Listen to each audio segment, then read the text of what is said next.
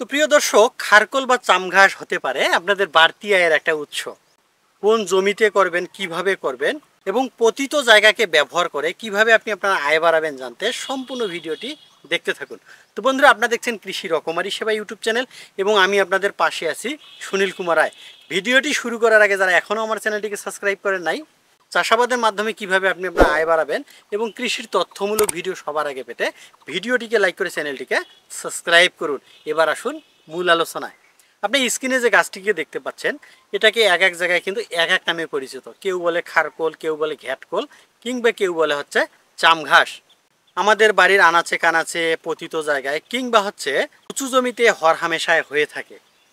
অবহেলিত এই ফসলটিকে চাষাবাদ করে আপনি কিন্তু বাড়তি একটা আয় করতে পারবেন। আপনি ঝিঙ্গা, চিচিঙ্গা, শিম, লাউ, লাল কুমড়া, পটল, চাল কুমড়া কিংবা কাঁকরোলের জমিতেও কিন্তু এই ফসলটি চাষাবাদ করতে পারেন। মাচার নিচে যে পতিত জায়গাটা আছে সেই জায়গাটাতে কিন্তু কোনো ফসলে ভালোভাবে হয় না, কিন্তু এই ফসলটি যদি আপনি চাষাবাদ করেন সেখানে দেখবেন যে পতিত যে জায়গাটা আছে সেই জায়গাটাকে ব্যবহার করে মাচার উপরে যে ফসলটা রয়েছে সেটা চাষ করে যত টাকা পাওয়া যায় এই মাচার নিচ থেকে কিন্তু তত টাকা আয় করা সম্ভব। এর ফলে দেখবেন বাড়তি একটা আয় হওয়ার একটা সুযোগ আছে।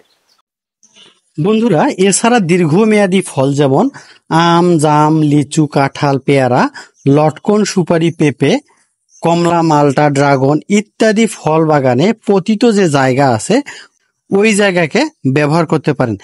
এর ফলে বাগানে আগাছা হলে যে খাদ্য গ্রহণ করে সেই খাদ্য খারকোল বা চামঘাস খেয়ে বাড়তি আয় দেবে, যা আমাদের প্রত্যেকটা চাষির জন্য কাম্য।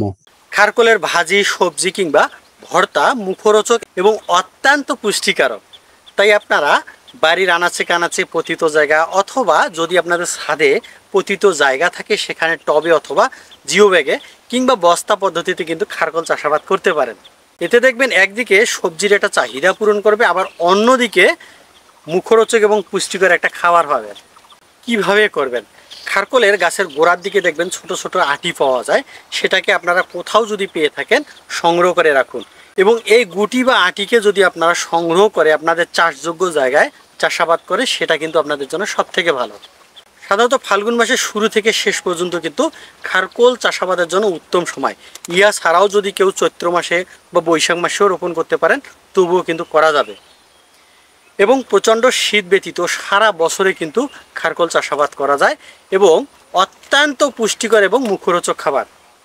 তো বন্ধুরা, ভিডিওটি কেমন লাগলো কিংবা চাষাবাদের কোন বিষয়ের উপর আপনি ভিডিও দেখতে পছন্দ করেন অবশ্যই কিন্তু কমেন্টে জানাবেন। ভিডিওটি যদি আপনাদেরকে ভালো লাগে তাহলে আপনার ফেসবুকের টাইমলাইনে শেয়ার করে আপনার সকল বন্ধুদেরকে দেখানোর সুযোগ করে দিন। তো বন্ধুরা, দেখা যাচ্ছে পরবর্তী আর একটা তথ্যমূলক ভিডিওতে। সে পর্যন্ত ভালো থাকবেন, সুস্থ থাকবেন, শুভ কামনা রইল।